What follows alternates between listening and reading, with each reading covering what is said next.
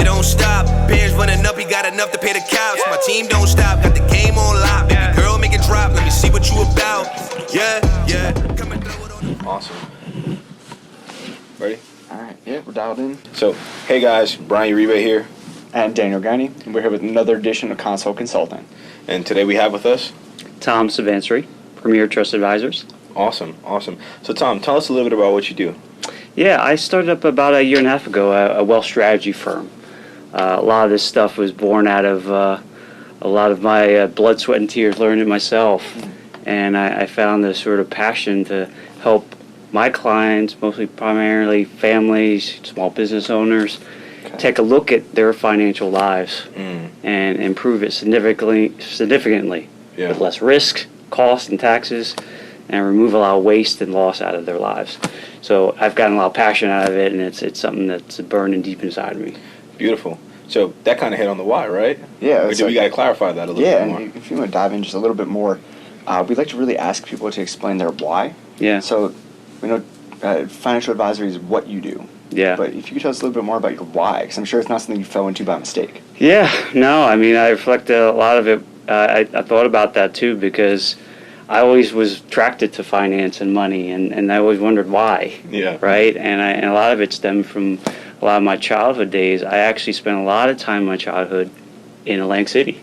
Yeah. My parents were a bunch of gamblers. Okay. Right? Yeah. And I got a lot of experience out of that, and I saw what that meant and money was doing.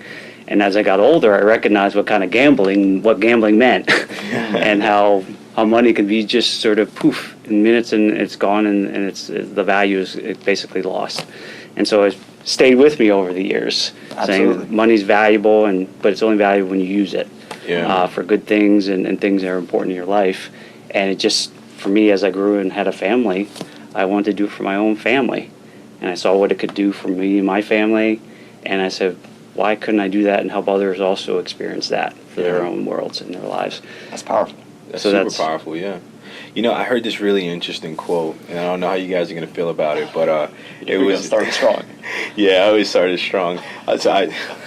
Whatever, I'll get into it. It was Grant Cardone, and what he was saying is, money's not yours. You don't own money. Money is a tool. That's all it is. Yeah. And the more money you make is because that money is someday going to be spent on something. Yeah. So I'm going to give you $20, and your gutter breaks down. Now that $20 you got to give to Dan. Yeah. Right?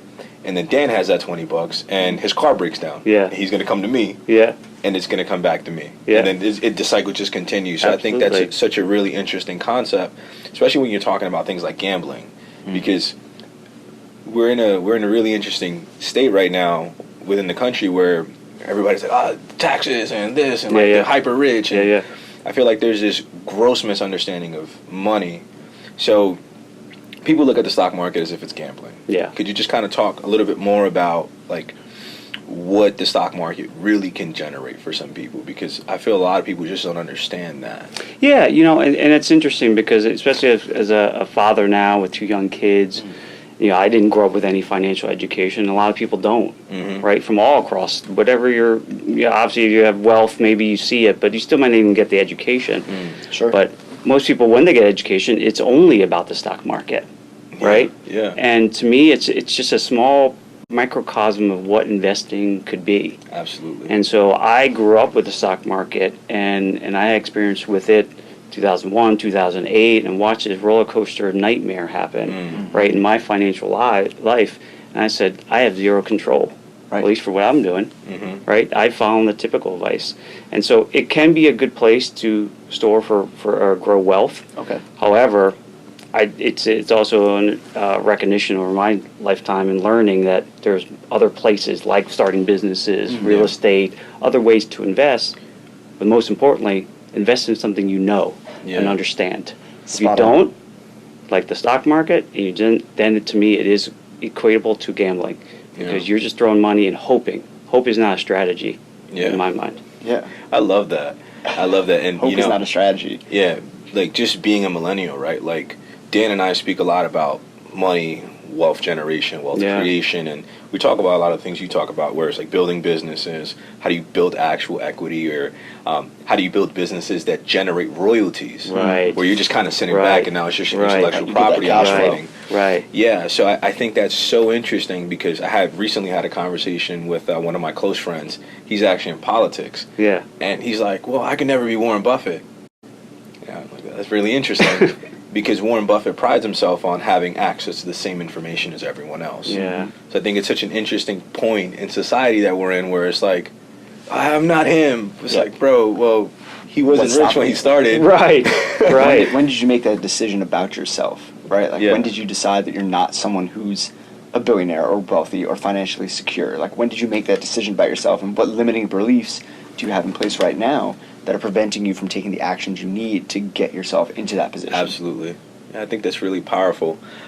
We'd definitely like to talk through, so again, Dan and I know about this a little bit, but just to educate our audience, let's talk about wealth creation, right? Mm-hmm. And we'll jump in with some points and other things that we're really interested in, but just like on a holistic level, like, what is wealth? Because people think of riches, right? Like, I'm rich. Okay, we have $1 million and you get sued, and now that's out the window, right?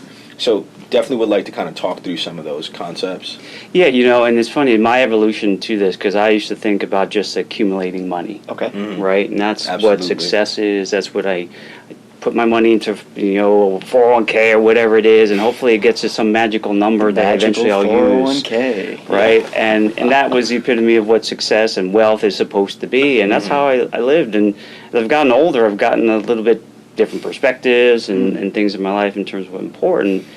And when I think wealth now, and these things always resonate with me, is that I have more control of what's happening in my life, right? That's wealthy to me, right? Because we have one, and you've probably heard these things, like, what's the only limited resource we have is our time. Absolutely. Right? Yeah. And I'm more cognizant of that now.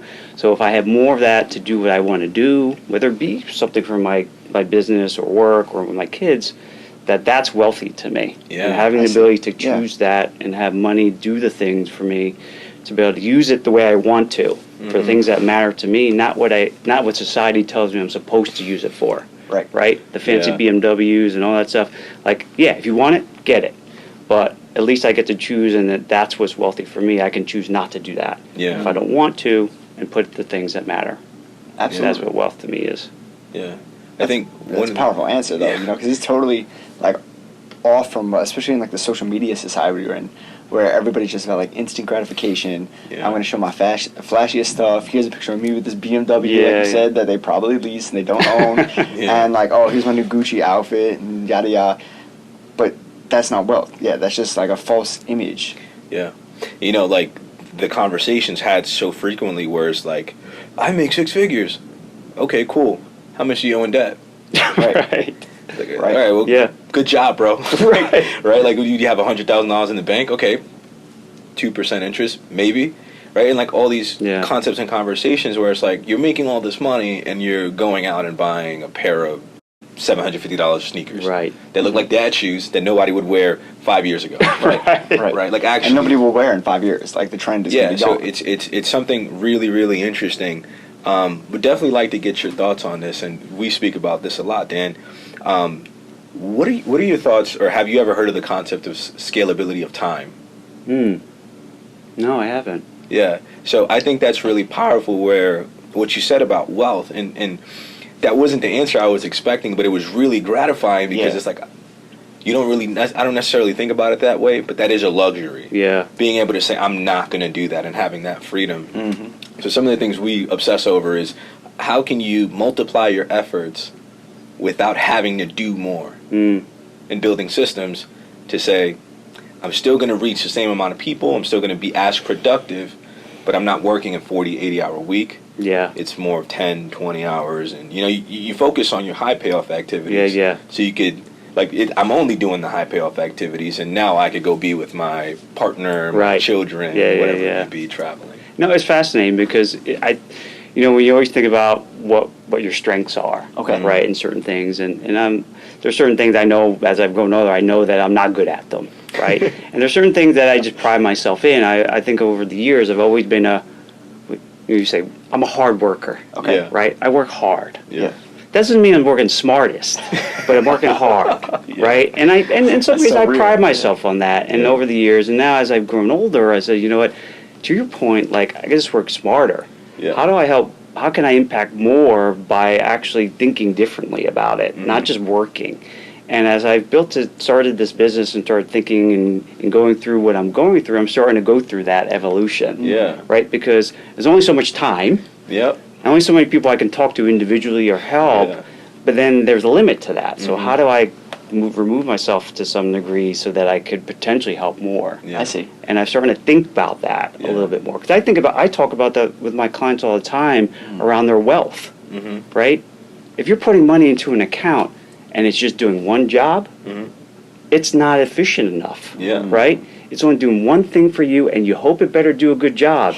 But how do you use your assets, your money, to actually produce other assets that are going to be working for you in multiple ways, I see. right? And help you in more than just making money. So I think of that for my business too, Yeah. and thinking about how I do that. I think what's really interesting is going to be relevant, and want to make sure I open it up to the other age demographics, right? Yeah. Because as a 27 going on 28-year-old male, maybe some of our viewers and listeners may be same age or 30s, 40s, right? You're not retiring. You may not have the financial stability that some of your clients may. I think it's really interesting to think through, like, those exact things, right? And understanding that, like, for me, the most empowering thing I've ever done was to build a business. Because it forced me to say, okay, bro, you're not good at this. Yeah. Now you need to step away from this and go get somebody that's better at that than you are. Yeah. And this is your core competency, and exploit that as much as you can. Right? I think that's really, really powerful. And sometimes we get into the habit of, like, I'm going to work. I was a hard worker. Like, when I started my first sales job, 80 hours a week. Yeah. I was also putting in 20 other hours on getting my Personal master's. development, so yes. Getting my master's for like a year and a half. And then once I finished, it's like, all right, what do I do with the other hours in my day? Like, I didn't even, like, I felt like a fish out of water. So Yeah. I think that's something very prevalent in society where, going back to what Dan said, is everybody's living their best life.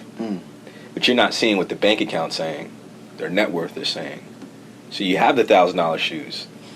On the contrary, you got $50,000 in credit card debt. Yeah. You still got your student loans, right? So, Right, who's really winning, right? That's the type of thing. And it's also about not just what you make. Yeah. You can make $1 million a year. It's about what you keep. Yeah. And how you put what you keep to work. Yeah, no, that's a huge thing that I talk to a lot of my clients about, because they get all sort of crazy about the numbers, like what returns do I get? Right. Yeah. And I said, listen, if that return of 12% costs you 6-7% to get, what did you really get out of it? Right? And take all the Yeah. risks. And this is what we talk about the market. Like, sometimes when you look at down below, you see what you get. That's what matters. I like Because that. that's in your hands, right? If you can say, you know what, I can remove taxes, I can remove at all costs, fees, all these things out of there. You know what? They're actually not that much different, right? And you have to take Way on less all this effort. risk, Yeah. right? Less risk, less effort, and it's just taking a different perspective and sitting down and seeing the truth of it. I deal with truths. Yeah. I like actual numbers. I'm a Yeah. numbers guy, but I need math. I need something to prove it to me, not just speculation and guesswork around Yeah. what's going to happen. So it's important.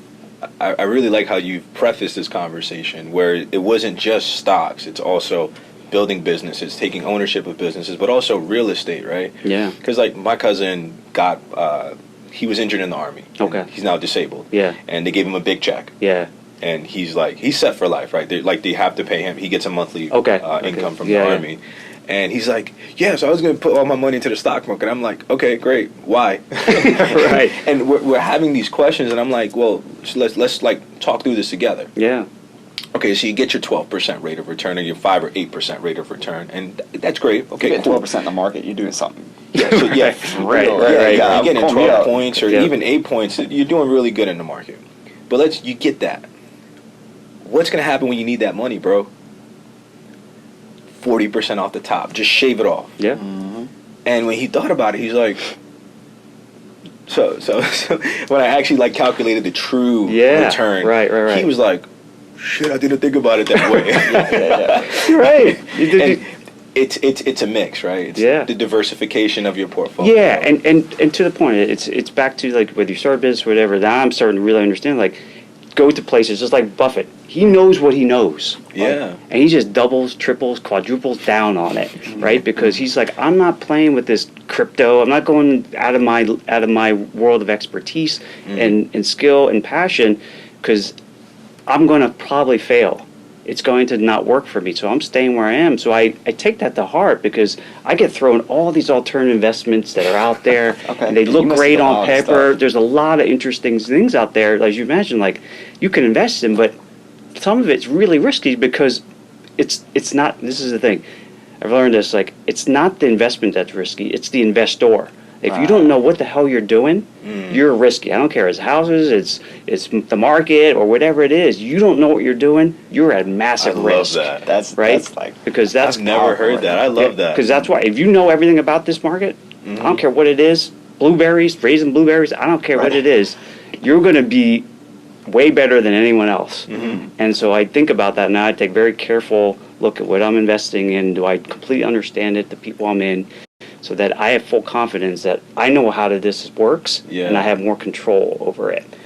You know, we whenever we talk to prospective clients, that's what we lead with. It's like, so we could help you, and we feel pretty confident that we could help you. We won't commit to working with you until we basically interview you, and it's a discovery call, and I relate it to an interrogation. We are asking everything about your business, no matter what, because the moment that you expect me to know about fitness, like, I don't go to the gym. Like, I go to boxing classes, and that's it. I don't know your industry. So if you can't fill in the blanks. Right. Do you have a similar process you use with your clients when you're onboarding? Yeah. Like a screening process? Because I imagine you can't work with everybody that wants to work with you. Yeah, and that's been an evolving thing, actually. That's one of my, you talk about some challenges trying to do that. Yeah, because, let's dive in. Yeah, because a lot of it is I'm trying, they always talk about this ideal client, right? As I'm getting in. And I'm in the business I'm still in within the last year and a half, so I'm still working full time on this, on the side, if you want to call it that. Sure. So, the times I'm learning, I said, because my desire is to help as many people as I can, I'll talk to people that probably are not my ideal client, the people that I fit perfect with. And so I've started to realize I got to do that, because I'm actually probably wasting a lot of time on both sides. Both sides. Yeah, spinning wheels. Yeah, spinning wheels. So I've started getting into a closer vision of who that is and the types of people who I want to interact with, and I'm getting that out in the first meeting. Okay. Right? Can I tell that they're open-minded? Are they coachable? Yeah, right? absolutely. Are they listening? Are they just like everything I say, they just say the opposite? I said, this is not going to work. Right. Yeah. Because I'm more than willing to listen to people. I'm not telling you I'm the only thing, but I need some sort of a sign of, right? Because then this is going to be a bad engagement for a long period, and I'm starting to see that. Or people just don't fill out, like the first thing I do, I ask them to fill out information for me. Okay. Right? What about their kind of stuff is financial. on there? Yeah. So some of it is, it's their financial life I'm collecting. Because as someone who's going to advise you on it, are you going to give your doctor half of your information about your medical history if you want him to help you? So I need your financial life if I'm going to figure out how to help you do what you want to do. If they can't even complete that on time and completely, that's a bad sign. You need the good, the bad, and the ugly. Right. Yeah, and you gotta know what you're getting into. You're right. Are you going to fulfill what you need to do on your end and stay committed? Because what I truly believe out of this is I take responsibility for my stuff. You got to take it too on your side. Yeah. If you don't take responsibility, then this is not going to work. Yeah. Right? And just like probably you do with your clients too. Like, they got to do their half the work. Yeah. Right? I think that's so powerful, because, and we just had a previous interview, and the person we interviewed, like, society has a predetermined notion on salespeople. Yeah. Right. And it's okay. It's totally fair, but not everybody's just trying to sell everybody. Right. And if it's not a right fit, like, at the end of the day, if you're in business and you're starting a business, you want to succeed. Yeah. So what I like to say is you're here to win, right? So nobody wants to take a client, go through 3 months, and you got your fees, but it was an aggravating experience. Right. Right, where it's like, dude, you said you weren't going to spend money. Exactly. Like, you were supposed to save $10,000, and you went to Turks and Caicos. Right. And you didn't need to. Right. You could have went to like Virginia Beach or something, right? It's not the same, right? I think that's really interesting. What are some of the things that you're doing to kind of streamline that process, right? You know, like get a little bit more into like, we call it qualification, right? So how are you qualifying some of these people outside of the form? Yeah, you know, because a lot of them now, as I'm starting to finally get some clients, and obviously they're referring them to me, Yeah. right? I sit down and really talk about them, right, and their perspective on what they see in their friend or family member, whoever they're referring to me. I'm not just going to take anybody, right? And so a lot of it is just to get a better sense of where their history, where did they come from, like what was their family background growing up, like about finance, how'd they live? That's interesting, right? yeah. Because obviously we know it is like, what's the biggest influence, like growing up, your family. Yeah. Right? Those are things to remember, good, bad, or indifferent. Right? To me, they're usually one extreme or the other. Like my parents made a lot of money, couldn't save a dime of it. Yeah. Right? And I learned that very quickly that I can't live like that. But I know people who are just bred a certain way and you know, they don't want to take any risk whatsoever. It's because their parents told them they went through the depression, they had to save every dollar. Right. Because I need it. I don't know when the next dollar's coming. So it's those sorts of things to understand kind of how they view it, and if they're someone who's maybe at least open-minded to learning a new idea, right? Yeah. Do they like to learn? Yeah. Are they always questioning things? I like that. That's Yeah. awesome. Right? And so those are sort of some of the ways. It's not refined at this stage, but I think it's one that I continue to push Evolving because process. I know the time I've wasted on a lot of cases Right. Yeah. where it's just not a right fit, and Now, I tried to push it. Do you have any automation in this process at all yet? It sounds like, and correct me if I'm wrong, it sounds like, you know, you get a referral, which is, it could be a hot lead, it could be a cold lead, whatever Yeah. have you, and then you have to set aside time to first schedule with them, connect, then conduct these introductory questions, and then at that point, you can start making a decision of if they might be good to begin your qualification process, right? Is that kind of how it works? Yeah, sort of like that. Yeah, right now I'm in sort of that proverbial one-man show. Yeah. And a lot of it, you know, certainly have some tools and financial a model that I actually use with all my clients. Okay. That they all get into, and we can look online, see their financial life on one page, Okay. right, and view it. But I'm still initiating the engagements front, following up with them, and if we move along there, I'm doing some of the back office stuff that I know I need to sort of remove myself from. Yeah. Sure. So I am it Yeah. today. Right. So it's not automated by any stretch. So it sounds Yeah, like you not yet. understand that there's some pain, but it's kind of like growing pains. Or it's Yeah. like, you Yeah. just got to deal with it until it gets to a point where you can just say, hey, this isn't. Yeah. Yeah, I've been starting to look at it already in terms of the parts that, one, I stink at, Sure. or two, I dislike, or both, Yeah. right? And Absolutely. they're not a good use of my time. In Like, terms you got of the financial mind, like that's where you bring the heavy hitter value, right? The big ticket number is that, like helping people really elevate their financial picture. Yeah. So everything else besides that, you would ideally want to figure out a way to outsource all of it. Yeah, get all of that off your plate. Yeah, I think I think you're spot on, and that's the area where my head's starting to migrate to, back to that original point, like how do I help more people, right? Yeah. Right, because I'm not helping enough, Yeah. and I'm busy filling out paperwork. Yeah. Not that it's a bad thing, and hopefully you can get someone a job, but it's just not my course. cup of tea. Yeah. Now, I'm sorry, I didn't mean to cut you off, but just Go quick for it. on that same point.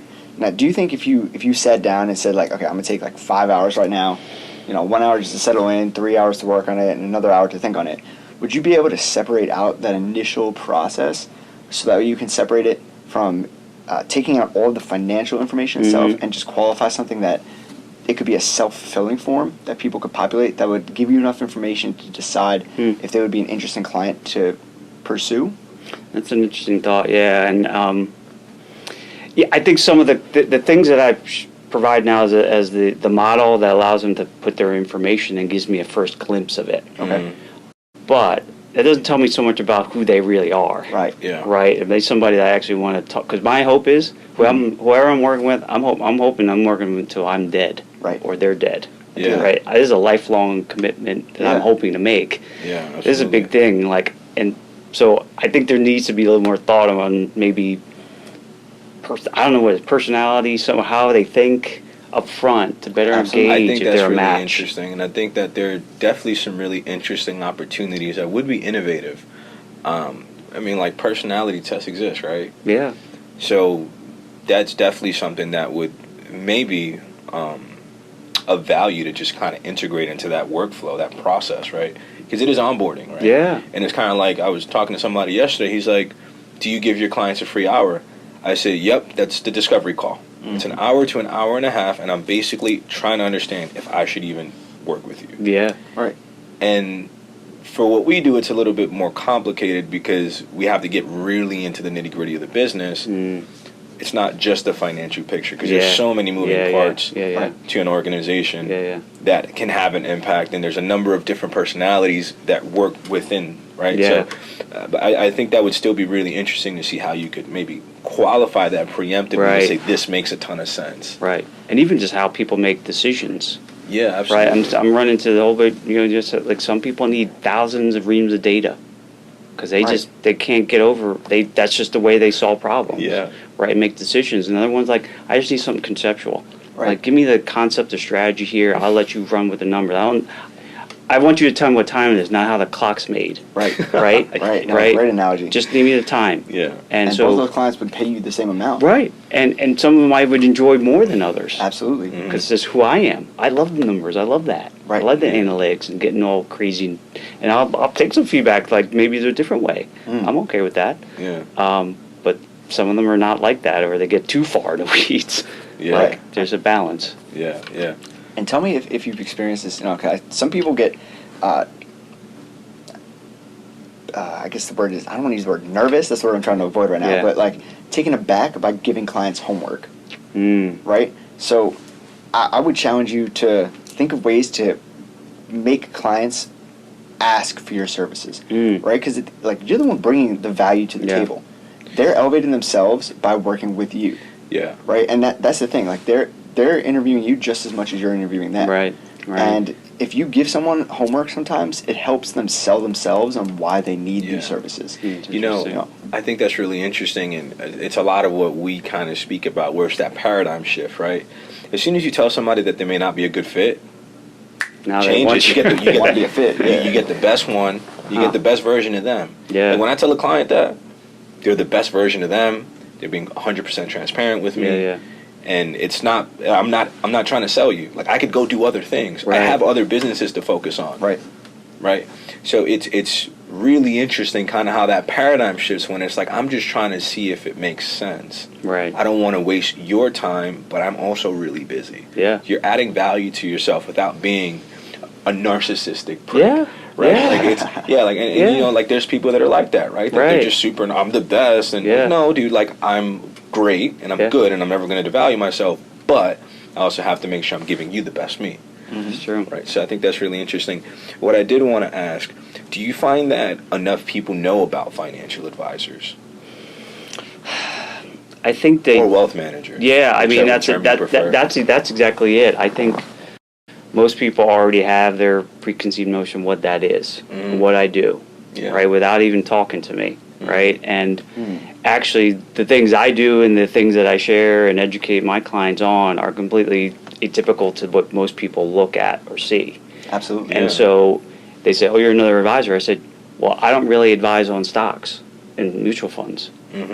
I don't really play in that space. Yeah. Like, if you like that, that's fine, and I can work around that and work with it. I can actually make it better. Yeah. But it's not my focus, but that's what everyone equates to. So I think most people have a negative connotation of it, or it's only for wealthy people. Yeah. And I don't discriminate that way. Yeah. Sure. So my question for you is, and I guess my challenge for you is, how can you educate? Because what happens is this. So my entire career I've been a salesperson. Yeah. And it's not a long career. I'm young, but I've met a lot of my sales colleagues that make a ton of money. Yeah. Right? Yeah. Like we're talking 300K plus, Yeah. and it's a freaking sales guy selling a product that you wouldn't think would make that much money. Right. All the way up to some people that I've known make millions of dollars Yeah. a year. Like it's insane. And I think the guy that's at $1 million, he knows more about you guys, But the guy that's at that 300K range, where he may be sitting on $500,000 or or whatever it may be, doesn't have the access to that information or hasn't been educated or exposed. Yeah. I kind of challenge you to think through, how could you bring that? Yeah. Right? Or have you thought through this? Yeah, I think a lot of it, I as I reflect on, and I take it from my life in corporate America. Okay. Mm-hmm. So, Which you have extensive experience I have with. extensive experience in, and you see the same thing over and over again. Vendor comes in. What's the first thing they talk about? The company. The Their own company. company, yep. Their solutions. What they can do for you. What they forget to talk about, I'm on the other end of that thing. Absolutely. Right? And I'm the customer. I'm the client, and I got Spot on. needs. I got things I want, right? Think about me for a moment, not all the crazy accolades you've gotten. I don't give a shit. What I care about is how you're going to help me do what I need to do, improve what I want to do, whatever it is. And the lens I take now, I'm trying to think that way, right? Of the people I'm trying to, because I sincerely want to help them, Yep. right? I'm trying to figure out how best to do that, right? And help them help themselves. Yeah. Because frankly, That's it right there. That's yeah. it. It's a response. It's your money, not mine. Right. I tell them that all the time. I said, this is your money. You got to care more about it than I do. If I care more than you, we got a problem. Right. Yeah, Right? absolutely. Right? Because it's not my money. I can give you all the advice in the world. So back to your responsibility. Like, I wholeheartedly believe that responsibility part, because that's deep seated in me. Responsibility. Responsibility for myself, my family. Take care of myself. I don't need government to take care of me, right? They do good things, but I don't need them to take care of me, Sure. Yeah. right? Social Security is that's not even my window, Yeah. right? You know, my mother, that's the only thing she has Yeah. Right. because she didn't take care of herself, Yeah, absolutely. right? And so, sorry, go You know, on. I think No, no, that's yeah, I love that's this. like the personal connection that like people understand. Like that's why you do what you're doing. Like you see the bigger picture, right? It's not just about the money; it's about the lifestyle. Yeah. Like that's going back to what we were talking about wealth initially, right? Wealth isn't money. Wealth is lifestyle. Wealth is time. Yeah, I think it's really powerful too, and it's like, this is the content millennials need. This is what 30, 40, 50-year-olds need, because what I do with my software company is personal finance, and a lot of what we're doing to kind of get people to pay attention is we're kind of like waving the flag, like, you guys are fucking up. Like, you're doing something really bad. Yeah. Right? Like, when you see statistics, less than 40% of Americans have $400 in emergency savings, and I think it's like 56% or something like that. It's between 50 to 60% have less than $1,000 in savings for an emergency expense. Like, people are expected, our generation are expected to retire, a large percentage of them, into their 70s if they retire. Right? Like, a lot of this information isn't really accessible, and I find it to be so interesting because we are the most connected generation ever. Yeah. We have access to the most information. The one that only supersedes us is Gen Z, right? They're the only ones that supersede millennials, right? And it's because they're kind of coming in afterwards, so they're going to get the benefits of AI for research and information. Yeah. Right? So I think it's so interesting, but it's a conversation that's not being had. And I also wanted to kind of double back. I think what you were saying about this salesperson, we speak about this all the time too. We spoke about this with Lauren. We did an episode with this girl, Lauren, phenomenal, super smart. And I kind of went on a small rant. I don't know how long it was, but I went on a small rant on how most salespeople suck. And how It could be a long rant if you want to go there. Yeah, right? like if you really want to go there, we could make an hour out of this. We won't though. But a lot of corporate marketing sucks too. And it's because they do the opposite of what you were saying, where it's you are finding the empathy. Yeah. You are trying to understand the customer, and you are trying to communicate what is important to the customer. I don't give a shit that you've won 20 awards from some random organization I've never heard of. You could own the organization giving yourself the award. People do that. I don't know if you've ever seen that. The wireless carriers pay to get the top ranking. And they just buy like more towers. That's in the budget. It's crazy. Could I do that? I'd like to do that. Pretty sure you could. Yeah. We'll make the console award and let you know. No. Yeah. But it's funny to think about too, because like as someone who's a father and to my kids, and they're very consumed with themselves, or now they're worried about opinions of others, of them and stuff like that. And when I think about it in a lot of ways, I say, you know what? most people don't care about that because they care about themselves. They're not really caring about you, right? You may think they think about you, but they really don't that much, right? Focus on you yourself, and are you comfortable with what you're doing, and that's all that matters, right? And I talk about that same with the finances with my clients. Like, I don't care what you think society tells you you're supposed to be doing here. Seek down and deep in your soul what's good for you, because that's all that matters. My advice might be perfect for you, but it might not if this doesn't matter to you, right? Protect your family. Like, if you die tomorrow, what do you want them to do? What do you want their life to look like if you die tomorrow? Your kids. Right, it's a big thing you're talking about consequences. Yeah, like, what is it? And you shape that. You can decide. If it doesn't matter, fine. That's fine. But if it does, then we got to do something about it. Right? And have them decide what matters. One big thing from like an enterprise risk management approach, 'cause that's what I do full time, right? I got the property casualty firm. From risk management and tying in exactly what you say, it's people become resentful if you start telling them what would happen to you, right? So I find, and like, try this out and let me know what you think. If you start taking a step back, and from the story approach, just talking about like, okay, well, in a situation similar to this, what are some of the consequences that could occur, right? So if we have a family with a breadwinner pulling in $150,000 a year, wife stay at home, and they don't have financial planning in place, what would be the consequence of that, of a debilitating injury to that breadwinner? Right? How would that play out? And then allow them to play it out themselves, and they start taking a step back and going, they're going to connect the dots. I think that's really powerful. In sales, they always say, don't tell the customer, let the customer tell you. So something really powerful is becoming really good with the probing questions. Never ask a do question, or did, right? Because do or did is did you do this, yes or no? Versus like, what would happen if X, Y, Z occurred?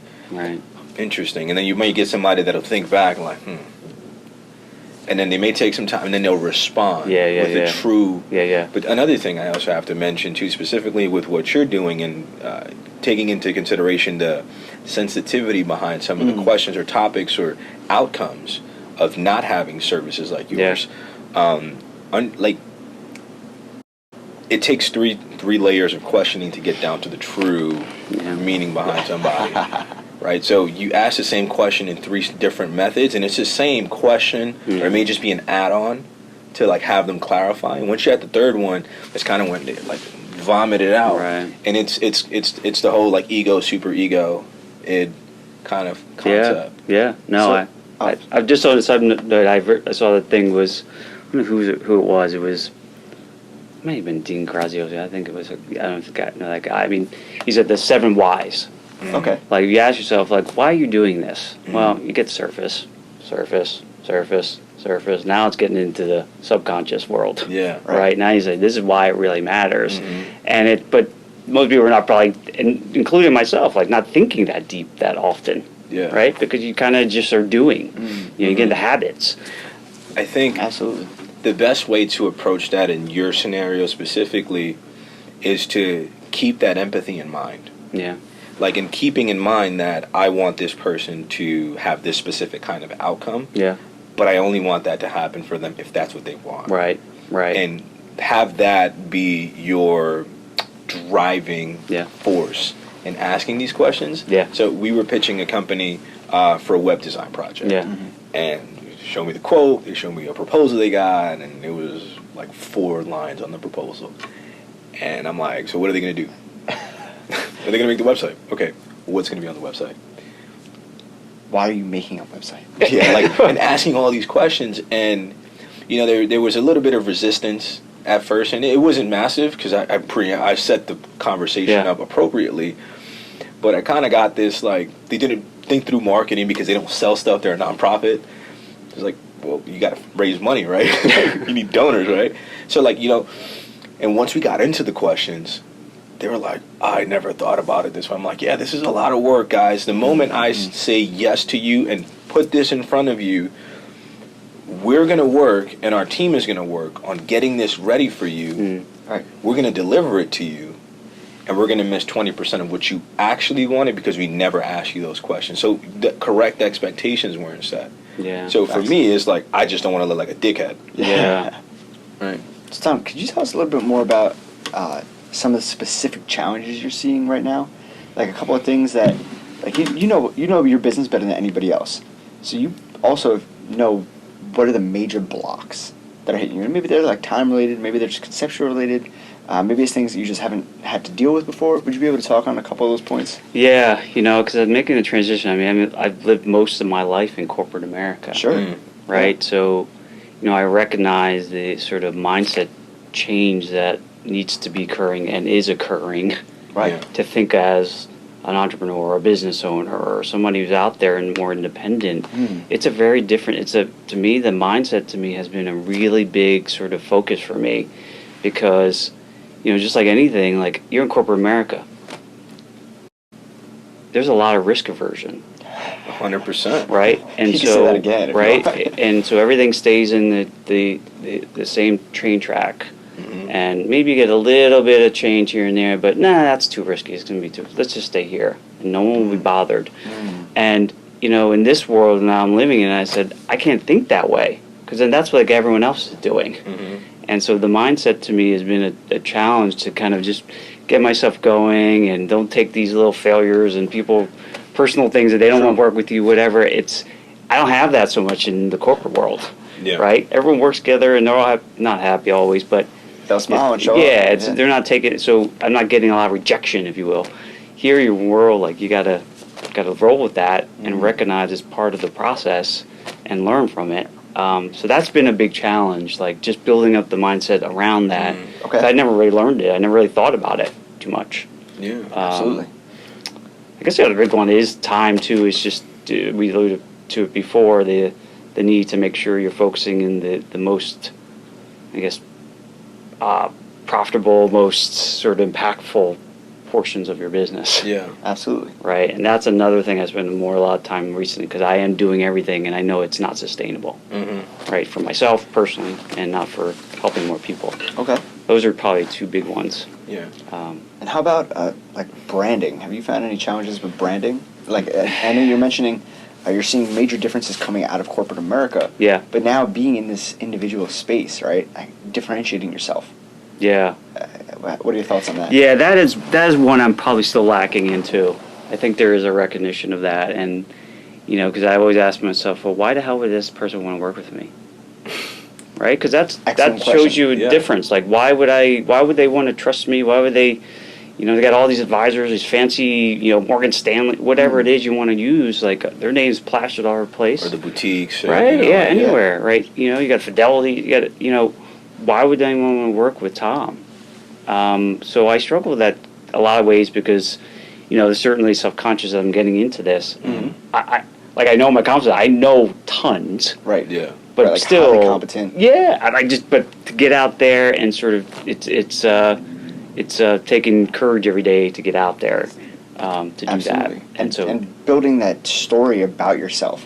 Yeah. Right, 'cause a big thing with clients, especially in this age we're in right now with the digital media and the websites, is when you go to a page, right, when you see it, if it says, oh yeah, we help everybody, we have solutions for everyone, a client or a customer is going to see that and say, well, that's cool, but that's not me. Yeah. Right? That's Right. everyone. I'm not Right. everyone. I'm special. I have my needs. My story needs this kind of service. Right. And so one thing I would really challenge you to do as well is focus on exactly those questions. Why would they work with you? Why would I work with Tom? And flip it though. So instead of just saying, okay, well obviously the expertise, but specifically, what personal experiences do you have? So when you're saying identifying that client, that was one of the first things you were touching on. Yeah. Maybe it's an affluent family who raised themselves up from a position of not wealth into wealth and is now looking to position themselves for long-term success. What age demographic? Yeah. What ethnic background? All that kind of stuff. Tying those into your own personal story can really make it so when someone comes to your page and or your social media, your website, or what have you, and they're reading about it, they're like, damn, this is me. The person that Tom services, that's why I go with him instead of Merrill Lynch, instead of Wells Fargo or whoever, shout out those big companies, you can call us too, but, that kind of stuff. Ads right here. There's a very distinct reason I think people work with Tom, because you speak their language, you know their story from an empathic level, not just a financial level. Well, I've had a lot of folks because there are some just like everyone has stories growing up, and we talked about Atlantic City, but there's obviously a lot of deeper-seated stories in there too about Absolutely. mismanagement and things that come about, and people are always encouraging to share that story, right? Because it is who I am. It shaped who I am for good or bad, Yeah. right? And it is, and it's one of those things I haven't infused completely yet into everything I'm doing completely. I think it says a lot about you that you have the self-awareness to actually question why somebody would work with you, right? It's something that a lot of people overlook, and they think, well, why wouldn't they? Shit, well, that was the same question. You just reversed it. Yeah. Right. I can't answer that for you. You got to tell me why people want to work with you. And yeah, I definitely would invite you to really, really explore that on a very deep level. Because if you don't have a strong enough customer-facing why, your personal why doesn't matter. It's never gonna resonate, and it may resonate, but it won't be as effective, and you'll kind of be on this hamster wheel, and maybe you get a nibble, maybe you don't, right? It becomes, it's very intensive, and we spoke about that a lot with the same girl we spoke about earlier, Lauren, where like, why are you doing this, and having that story and truly understanding it, and then putting it on paper. Because now it's real, like it's on paper. This is physically done, or it could be on a computer, whatever it is. But keep those thoughts, and then write it down and memorize it. Like, this is what I tell people when I talk to them. This is why I'm doing this, and this is why it makes sense. And I had a situation yesterday where a guy was like, "Why should you join this group?" I'm like, "Well, what the fuck do you want to hear, bro? Like, seriously, what kind of question is that?" Like. Fuck this. Like, it's very simple. I'm here to get paid, and you guys are here to get paid, so we would share referrals. And it's sometimes you get those kinds of questions that don't necessarily make sense. And you have to challenge the other person. But then in another situation, it's like, well, why should I work with you, Tom? Like, tell me a little bit about it, about yourself and what's impactful. Being able to just spit that out and be consistent and precise. And be able to tell everybody that, because that's what everybody needs to know. And marketing and branding take a lot in hand, right? And it's kind of what I was saying earlier, where a lot of corporate marketing sucks, and corporate marketing inevitably ends up affecting the salespeople, because if the marketing's bad and the salespeople don't know what they're doing, then that's a catastrophe. You just have a mess, and it's just brewing in itself, right? So having that consistent branding, and kind of what Dan is talking about. I always tell companies, you need to be consistent across every channel. You can't speak on this platform a specific way, and then on this platform, 180-degree difference. Right. Because now you just start to alienate people. Right. And the other thing with the why is, we have an overflow of information. We have access to too much information. There's never been this much connectivity, so you are fighting through noise, and it's a lot of noise. It's either talking to Tom about personal finance or liking pictures of models on Instagram. Right, those cat memes carry a lot of weight. Seriously, people just do that all day, right? And I could absolutely sympathize with where you're coming from a financial services background. Right, like insurance and finance, they're not really sexy, hot topics. People want to be like, let me call my financial advisor. Like, let me get some new property casualty insurance. You know what I'm saying? Like, it's not top of mind for them until something happens. Right.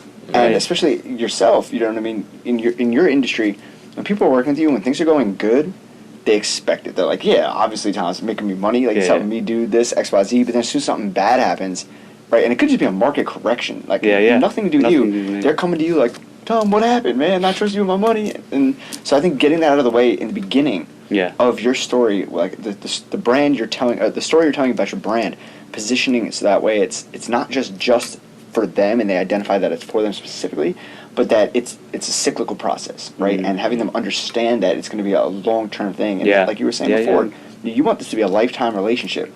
You want someone to come bring the money in, then you're going to be their advisor, right? And they're doing it themselves. They're doing this with their money. You're additionally saying, that it needs to be more important to them than to you. They can't just give you the money and be like, all right, let me know. All right, well, have fun, bro. Exactly. It needs to tie into their life story as well. And giving them an avenue to do that and elevate themselves, that's why they work with Tom. That's great. I love that advice. And I think of it a lot, and it helps to to sort of separate the people who I shouldn't be working with. Yeah. Right? It's taken away from... Right. Clear. This is not the person I want. Right. And at least it's clear. Right. And the people that are meant for me, then they'll come. Right. Yeah. If I'm clear about it. Yeah. That makes perfect sense. I think. So I definitely like to talk through some of like the time constraints or just your experience with time and process and operations. And I know you mentioned that there are aspects where it's like this is not a high payoff activity. Have you thought through? Have you ever like sat down and quantified what your time is worth? Yeah, no, I haven't. You know, I think of it this way, right? I have thought more recently about who my ideal client is and what that could look like in normal cases in terms of if it all works out, this is what I would earn. Power step. Yeah. Right. Yeah. So I would say in general I got a sense of it. And so you back in and say, what would it take if I'm probably not working as efficiently now as I could? But, you know, so I have a sense of what that looks like. Right? And for a lot of folks I deal with, that could be a big number. But but then I'm in the middle there as I'm dealing with things that I'm probably $10 an hour job. Yeah. I'm doing. I'm happy you put a value on it. Yeah. Yeah. Yeah, I think that's really interesting, and that's the most powerful thing when it comes to operations.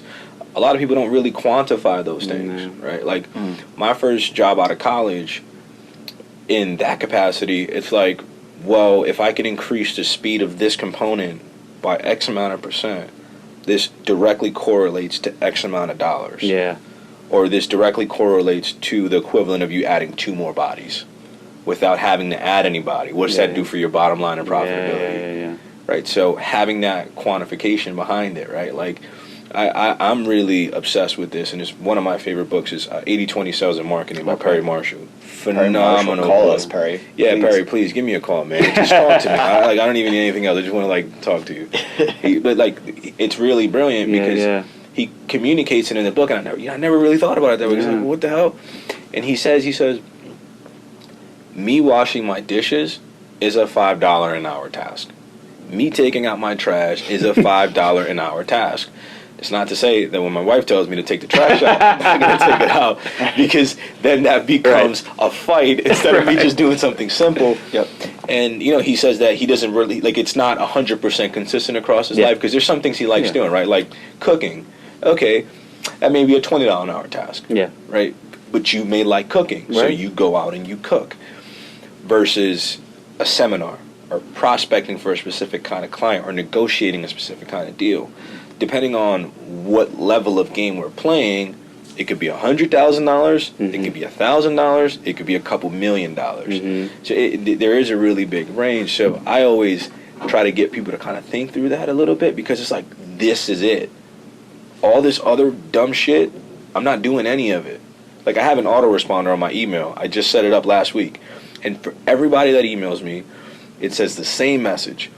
Dear esteemed colleagues. So I'm just being nice to everybody, right? Due to an increase in, due to project deadlines or upcoming project deadlines, I'm only checking my email twice a week. Yeah. And if it's urgent, please call my cell phone. If it's not, I look forward to getting back to you by the end of the week. So if we've emailed before, then, and it's urgent, give me a call. If it's not urgent, well, bro, you gotta wait. Right? Yeah. But at least the expectation set. Yeah, that's been huge in our society right now, is that people want like everything right now, right? They send you an email. I just know personally, working with people in the corporate sphere, right? They're like, oh my God, when I get an email, I have to respond within 10 minutes, 15 minutes. I want to make sure that I get the turnaround time. Like, well, bro, you don't. Like, what's going to happen?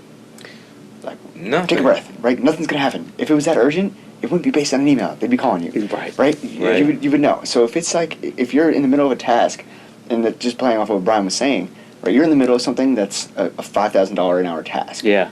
If you have to stop and answer an email right now for something nominal, it's not only the time you wasted doing that, but it's the time refocusing yourself, realigning your thought process, getting back in the groove, and diving in on what you're doing. So like, creating systems to remove that from your life is powerful. Realistically, 80 to 90% of the emails you get are not value adds. They're honestly not. Chains. I go through my personal one and I just press delete on like I'm looking at it like, okay, this is from this person, this is from this person. Okay, I'm just deleting. Because a lot of it is just email blasts, and it's like, dude, like some of the email blasts I read. So like Market Snacks, I read that. I really enjoy that. It gives me updates on the market. But I get one from Haro all the time, and I don't have time for this right now. And I'm going to get 3 in the day anyway, so I could catch you in the evening. Yeah. Right. So are you familiar with what Haro is? Oh, it's cool. It's so Haro is a service called Help a Reporter Out. Yeah. And you can sign up for it. And basically, what it is reporters send out like RFPs basically every day, 3 times a day, morning, afternoon, and evening, looking for experts to comment on certain fields. So there's like 6 different categories you sign up for. One is financials. Yeah. And you'll get a blast from email saying, hey, these are 8 reporters that are trying to write these kind of stories. If you're an expert on personal finance that knows about retirement planning or something like that, reach out to us. We need you for a comment. And then they'll speak with you. You give them a little information. They put you in the article. Yeah. Oh, wow. So it's a cool service. You might want to check it out. Yeah, it's pretty good getting like awareness for yourself. That's also a really great way of adding. How do I say this? Adding prestige to your name. Mm-hmm. Like the New York Times post shit on Haro. So you may be the subject matter expert that the New York Times uses, and they've never spoken to you, but they're going to list you as if they did. Yeah. Because they'll put a picture, they'll put a link to your website, everything, a little bio and everything. Very cool. So it's really powerful. So for me, I've gotten 3 articles posted on Haro or something like that, and it was good, right? No, it wasn't world changing, but it was powerful to say like, hey guys, like I put it on my network, like, oh yeah, so you said an article about you, yeah, good job, you know, like it is, you get proud about it. Building weight to it too, like backlinking and all that for the SEO process is powerful. Mm-hmm. So that stuff carries a lot of weight over the long term. Yeah, that's absolutely. Great. And actually, I like that stuff, and for those reasons too. And but above and beyond that too, sometimes I have to helps me think about things too. Mm-hmm. Yeah, you have that sort of like this dialogue helps me rethink about things too as we're going through it, and make sure that my head's straight on that topic, right? Or how I say it is actually comes out coherent. Yeah. So it's kind of cool to be able to do that, and it's almost like another exercise. I'm really happy to hear that. Yeah. I would say, and Dan knows how I feel about this, be as brutal with your time as possible. It is the only finite luxury that we have. It's the only finite resource that we have. Like everything else is just going to continue to go. Yeah. Like the earth is going to produce more diamonds, and like more fossils are going to be made eventually, and more oil is going to be made, and more petroleum, and more hydrogen. Everything else is going to continue to go on. Your time is finite, so I am so strict with my time. It's crazy. I say no to so much. Yeah, that's. But I say yes to a lot of things. Like there's no shortage of experiences that I've had. It's also understanding that, but it's also having that control over the time. Where it's like I'm definitely not doing that. Yeah. We had a phone call yesterday. I'm like, guys, so I'm not really open to. I don't like pushing meetings. We said for this day, this was the time. Yeah. If we're not going to talk, let's keep the ball rolling. Yeah. We got on a phone call for half an hour. 5 minutes of it was really value add. Mm-hmm. The other 25 minutes was us just kind of catching up with each other. It's like, all right, guys, listen, we could have done this over a freaking email. Yeah. Right. That's huge. I mean, I think of it too as you were saying that, and you can be regimented with time. And I think sometimes I let it go, sometimes, and I'm like, damn, where the hell did that time just go? And in entrepreneurialism, and tell me if you sympathize with this statement. It can be isolating.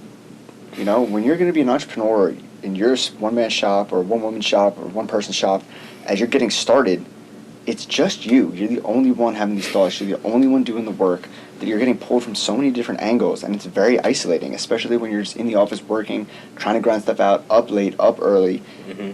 It's really hard. Sometimes you get lost in your thoughts. So that's why it's really important to have bring in consultants, bring in people that you can talk to as advisors and make sure your thoughts are aligned. Because otherwise you can end up a rabbit hole that is just nonsense. It doesn't need to be there because you are the expert. That's why you're the entrepreneur, right? Yeah. It's not a lifestyle that's easy. People don't pick being an entrepreneur because it's easy. Because it was everybody being an entrepreneur, right? You picked to be an entrepreneur for things like you were saying. You want to help families and individuals have fulfilling, wealthy lives. Yeah. That's why you're doing it. You're doing it for them, not for the money. If you want to get a check, it's so easy to get a check. You go work. Some Gary Vee talks all the time. If you want to get a good job, show up, say you work for free at first, crush it, and they're going to pay you to keep doing it. Yeah. Right? You can do it. You can get in. You can get into just about any organization and do that. it's not hard. It's hard to be an entrepreneur because you're trying to give value. It's more than the money. That loneliness is dead on. Mm-hmm. Yeah. And I've always worked in an environment where it's collaboration, teams. There's little to no things you do by yourself. This is a different world. I think it's really important to highlight that's not going to change. It doesn't.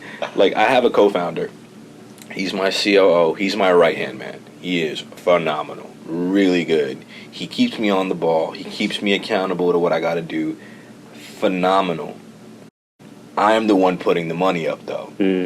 So, although I can talk to him, he doesn't truly understand what I'm going through because he's never been through it. And even as you get employees, you get some people that will be really invested. It's not the same, though. Right, and nor should you expect them to be the same, right? That's another big thing that people start hiring employees and expect them to work as hard as you're going to work. Yeah. Why would they ever do that?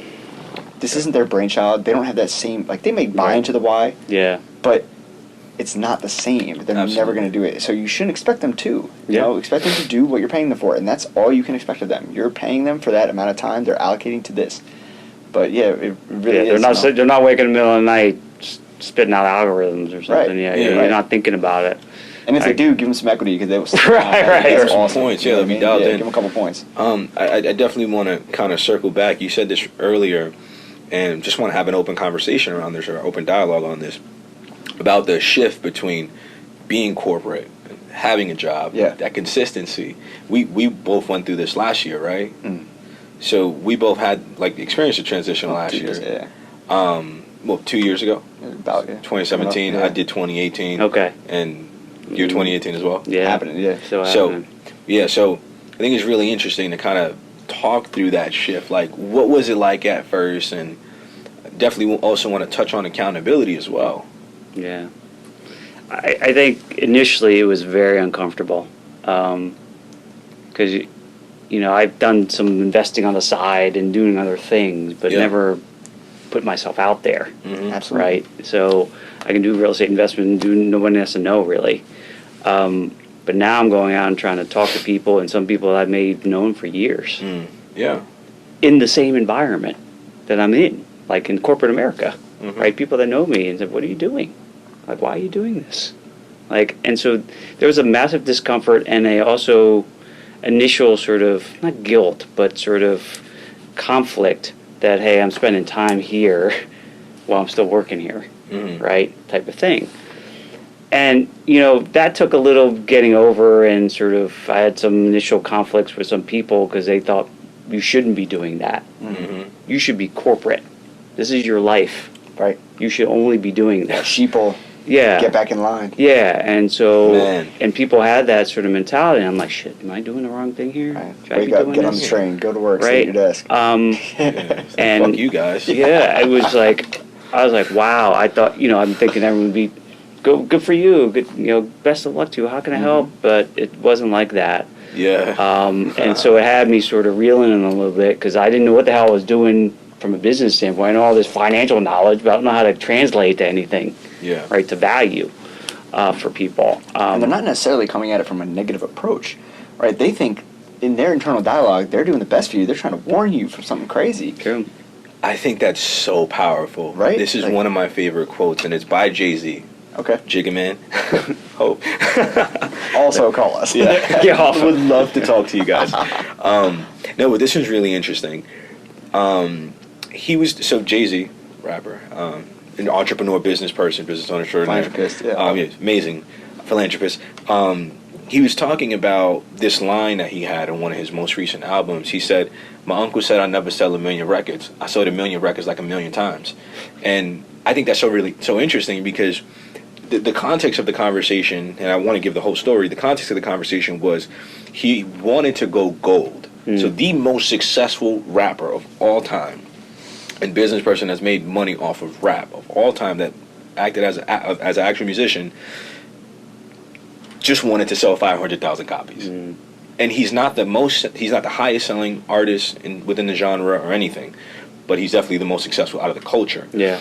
So when you look at that, his uncle said, "I don't believe you could do that." And when you hear something like that from somebody that should be on your side and should be like, yeah, you could do it, you could do it, you could do it. He said that. And what I found to be really interesting was his explanation of it, Jay-Z. He said, I am not upset at my uncle for that. What happened was my uncle didn't see himself doing that. So he projected his insecurities in himself and his capabilities onto me. And that was his method of kind of trying to save him. Yeah. Mm-hmm.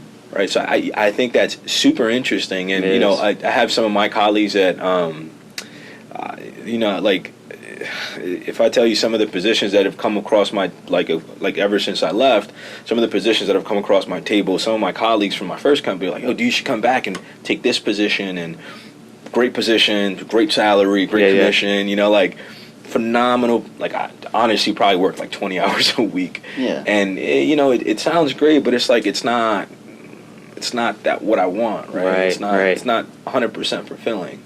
So I think that's really interesting that you kind of had that experience. Yeah, I mean, and even with family members too. You know, people, to your point, like, they care about you more than anything. Yeah. Like, I'd give my right arm for my family. Yep. And here they are. We really haven't really talked about finance all that much, right? Here's a person that I give every ounce of blood to help them in their lives, and it's still a very uncomfortable sort of engagement. And I think some of it, they've finally gotten over the hump of just maybe, what are you doing here? To now very supportive. Yeah. Right. Saying, wow, that's really brave of you to do that. Yeah. Right. I'm proud of you. Absolutely. You know, I think the other big thing is that there's just not enough education around entrepreneurship. And it's like, oh yeah, you're just chasing this wild dream, and it's like, no, this is totally possible, guys. Right.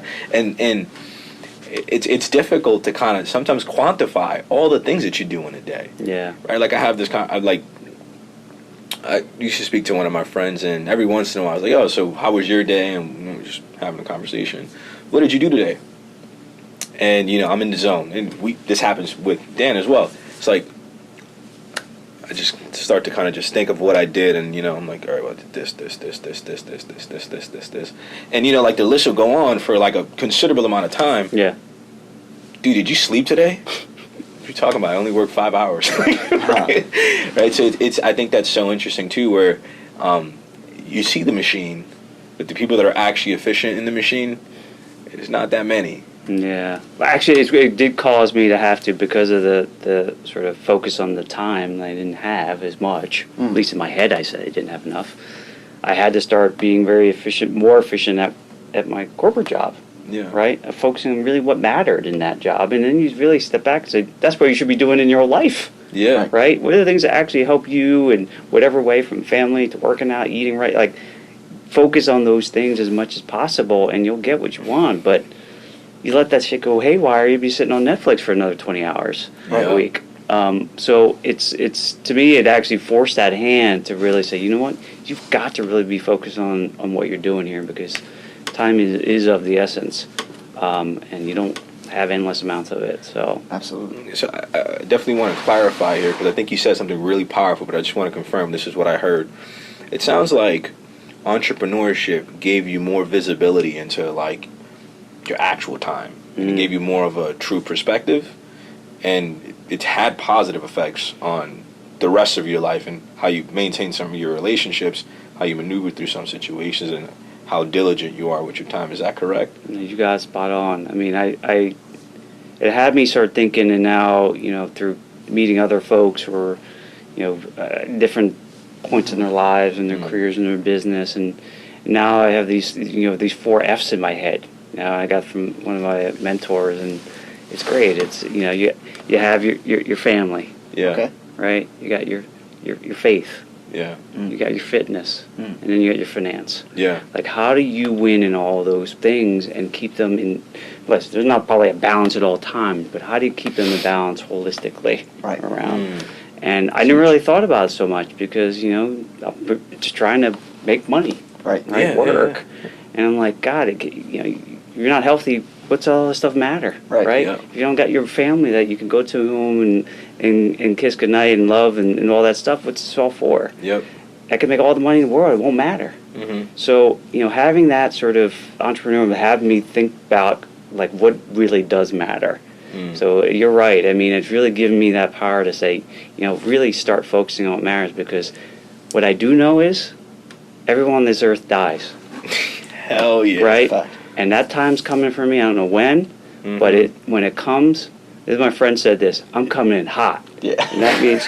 I love that. And that thing, I heard that from a guy, I was like, that was awesome. I said, that's the way it is. He's like, I'm coming in hot. I'm not retiring. I'm just doing everything I can to give and do what I can for me and my family in this world. And I'm like, wow. I was like, that's what entrepreneur is. Like, it's just a great concept. I love that because I tell the homies all the time. I tell my friends all the time. My goal is to retire by 30.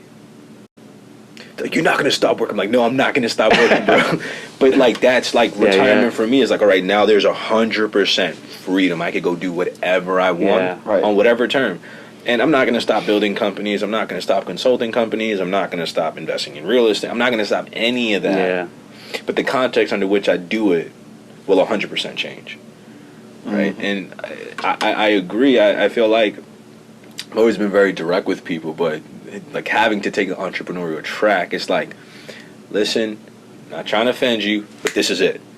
And then like kind of stepping back, and people respect it at a different level. And I feel like you kind of get better with relationships and in the communication with people. Have you seen that? Or I is have. it just me? Yeah, it has. I mean, I actually, I was just talking to someone the other day about it, because, sometimes I'm in in corporate America, you're like into relationships, right? You don't want to piss anybody off. There's a lot of politics. You don't want to piss somebody off. You drop that capital bucket. Now you're like, they're not going to talk with you or help you on your projects, right? This is the kind of bullshit that happens. That's real. But then you say, well, now I'm in this situation now, I'm like talking to somebody about their finance. I said, if it was my child putting their hand to the fire, am I going to say, maybe you shouldn't do that?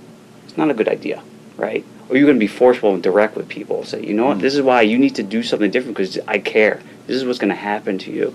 And I started recognizing how more powerful that is in helping people, because sometimes I need some help in that more direct way, and it's given me the courage to do it. Absolutely. Because I come from a place of caring. I honestly do. And I would always just don't want to offend anyone. But sometimes I need it. They need it. They need it to do what they need to do. Absolutely. Yeah. I totally identify with that. Oh, man, that probably comes natural for you. Yeah, to me, it's not natural. It's some of my first job out of college, I was definitely a little too brash with some of the people that I worked with. But the context of our relationship was much richer. Yeah, we could have a real conversation. Yeah. Dude, curse at me. I don't have a problem with that. That's okay. Tell me like to kick rocks. I'm okay with that. If that's how you feel, that's fine. Don't just but let's be real. Yeah, like don't not tell me because Brian's sensitive. Like no, fucking tell me to fuck off. That's okay. I'm not gonna get upset. I think that's really powerful, and I got better at like playing nice with people and trying to like articulate it a little bit better. And I've gotten a lot better at articulating my emotions and not just like snapping or just being as brash with people. Yeah.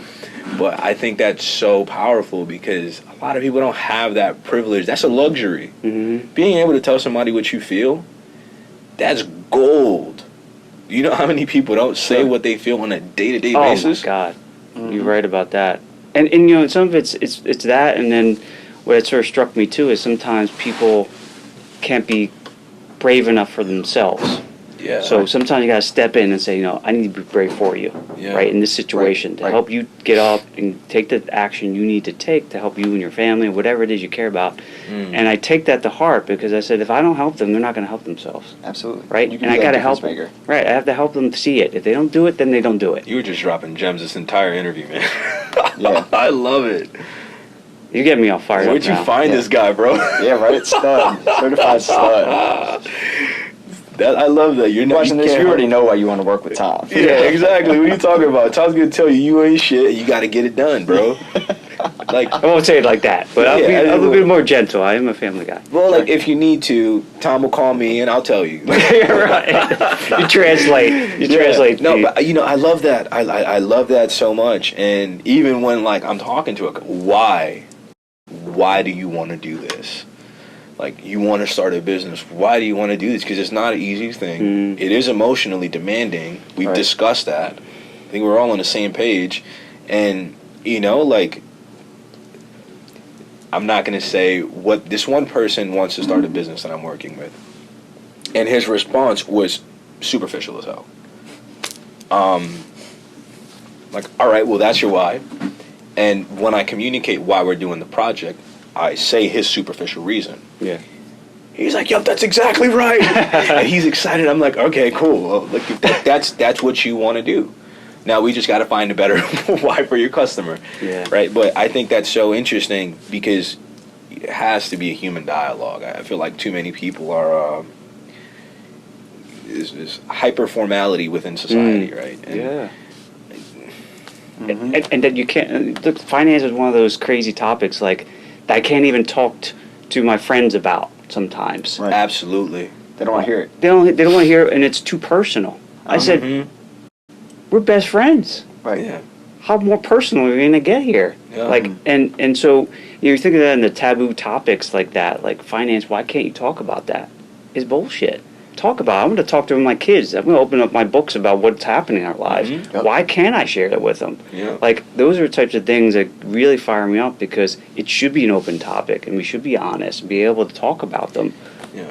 You know, the thing with finance is, and again, with like being in the software space within financial, fintech, that is something we communicate to investors. Like, well, people on a credit card debt? Yeah, dude. Nobody talks to each other. Like, there's other cultures that will gladly talk about it. Yeah. And Americans talk a lot about money. We are obsessed with money. The image We of money. don't talk about finance. We don't talk about our budget, our financial situation, because it's sensitive. Yeah. It's like, oh, I'm only getting 1% on my savings account. Oh, well, I got a money market account at 3%, dick. Right? Like, it's this. I truly don't even know what drives behind it, but it's treasury bond 2%. Yeah, but you have to. What happened? You get a treasury bond 2%. Right? Yeah, right. Yeah, come on. Right. So like, you know, it's these conversations where I think it may be due to the lack of financial literacy and knowledge in the United States. I think there's a lot to that, and I think you hit on a massive point. I think it's just a lot of discomfort, feeling like inferior, or just lack of knowledge, or it just is uncomfortable. I'll tell you what. I have a group chat. It's 4 of us. 2 of my friends, my closest friends in the world. Right. So it is my best friend in the world, and then my two of my other closest friends in the world. Just us 4. So my best friend, he's like super financially savvy. We're on the same page, right? Yeah. Like we're both investing in real estate. We're getting more multifamilies, right? Like that's where we're at. Like we invest in stocks. We have retirement plans. All these other things to build a truly diverse portfolio and financial situation. Our other 2 friends, one of them has a considerable amount of money in a checking account. Okay. No interest whatsoever. It's been 3 years since we tried to get him to open up a 401k and a savings account. He hasn't opened up a 401k. He opened a savings account last week because I called him on FaceTime. I said, you're doing it right now while we're on FaceTime. Sometimes like, oh, I gotta you're talking go. about that, you got to sometimes hand in the fire. Like, you got to tell them. Right. Yeah, You and I'm burn on the yourself phone if with you don't him, do it. and I'm like, open it up with this account. What's this? Well, they're an online bank, bro, but they have the highest interest rate in the industry, and they're great, so do it. And, you know, he did it, and now he's, like, happy, right? But he still doesn't have a 401k, so that's another conversation. Probably another FaceTime, like, all right, well, we're doing this right now. But I feel like we need that. And the people that do understand personal finance need to step up. Yeah. Yeah. And somebody's just showing the truth. Like, it's just, you know, like I said, I don't really focus on the stock market. I believe it has some value. Mm-hmm. But, you know, and it's understanding, to your point, the broader scope of everything, too, and where it fits into it's not just about investing. Like, we talk about protections, and that, to me, is absolutely the most under sort of appreciated area. Absolutely. Because you can earn all the fuck you want, but if you cause an issue that causes your liabilities to sort of blow out the window, all that wealth is gone, right? You got to protect, like, you think about a castle. Right. What's always around a castle? Moat. A moat. And why do they have a drawbridge on there? because you're protecting your castle. So you got to find ways to protect your castle because you can grow. If you build all the things you want, you have no moat, everyone's going to come raiding. Right. Yeah. Government is going to come raiding, right? They want their tax money too, right? You know, you got fees, you got people looking for money. Friends, Gotta family, hold it. people you don't think about. Yeah, right. I mean, going out, spending money on fancy cars, they're going to steal that from you too. Even like this is something I tell people all the time, right? Because from a liability standpoint, we may have talked on this a while ago. You have people over your house. I ask people, what kind of entertaining do you do? No, nothing. I just have friends over, family, Christmas, whatever happens. Oh, okay, cool. Do you ever consider the consequence of if someone fell? Oh no, they're my friends. They won't sue you. Well, your friends might not sue you, but their attorneys will certainly sue you. Right? And just right to your point, that's the conversation people need to have. No one's having that conversation. You need to protect what you have. The moat is a great analogy. You need to surround yourself with protections so that way what you've accumulated isn't taken away from you. Mm-hmm. Yeah, and then you can actually feel free to do what you need to do. Like imagine you had would you ever not protect your house? Right? And what if that thing burns down? Right? So would you ever stop doing that? And so, those are simple things but it's not sexy. Right. Yeah, nobody wants to talk about that. Everyone wants to talk about cover calls. They want to talk about all these fancy, that's buzzwords. fun. That's fun. Rental real estate's fun. I like talking about that. We can talk about that. But but it's not as sexy but these are things that actually protect families because I know enough people that their lives completely turn upside down because of it. Because they're not thinking about it. One bad claim, One bad claim, one death in a family. Yep. When I was in elementary school, one of the kids, his house burned down. Lost everything. Right. And they owned the home. So they didn't have any policies. Had no fire policy. Bananas. Right. He lost everything. Bananas. Right. I mean, so. It was 4 kids. Yeah. Yeah, that's crazy. And they all survived. They have their lives, but that's life changing. Exactly. Right. That's traumatizing. You gotta think about the value of everything you have. If you had to replace everything. Baby pictures. Everything. Yeah. Like silverware, drapes, bedding, clothes. So let me ask you this question. So what would you guys say is your most valuable asset? Besides time. Most valuable asset? Internet access. I got everything in Dropbox, bro. That's pretty good. That's good. Yeah, I got everything in Dropbox. Internet. If I had to give up everything, I'm not getting rid of my data plan. Your data. I'm just not getting rid of my information. Yeah. Fuck the data plan. So Starbucks. Yeah, facts. Yeah, you get the Wi-Fi. Yeah, bro. So it's funny. You gonna blow our mind? No, I'm not gonna blow your mind. He's about to drop a bomb. No. But I think of this very seriously. Now you realize that it's us, right? We're our biggest asset, right? Our brain, our ability to think, create, all those things. They blow our mind. Right? What do people do? And what would you do if you had your most valuable asset? Did I say life? That's what I thought of, and you said time. Yeah. Yes. You're right. You're but you're 100%. You're spot on. Yeah. And how you protect it? You gotta protect it. Right. Right. Protect your health. Eat right. All those things. Protect your health, disability, and life. All that stuff. That's your most valuable thing. That shit goes to bed.